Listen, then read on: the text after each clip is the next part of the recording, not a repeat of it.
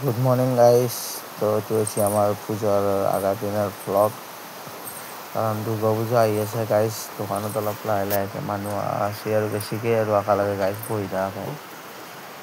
আগতেও আছিল, কিন্তু এতিয়া আৰু যিমান আহিব আগতে সিমান নাছিল নে। স্কুলত হওক চলি হওক চব গোটেইগিলাখনে আহিব। তো মোৰ কৰ্মচাৰী পুৰাপুৰি চুলি কাটিব পৰা হৈ গ'ল গাইজ।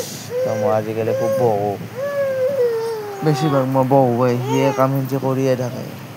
তো গাইজ সেইকাৰণে মই ঘূৰা পকা কৰি ভিডিঅ' চিডিঅ' আজিকালি আৰু বন্ধ কৰা হৈছোঁ। কাৰণ ই যাতে শিকছি গাইজ, তো মোৰ ইমান এটা টেনশ্যন নাই, মোৰ কষ্ট আৰু কমি যাব। তো গাইজ ময়ো কাটো নাকটা নহয়, কাৰণ চব মানুহে আৰু নাকাটেনে আগদিনা এটা চুলিত কাটে।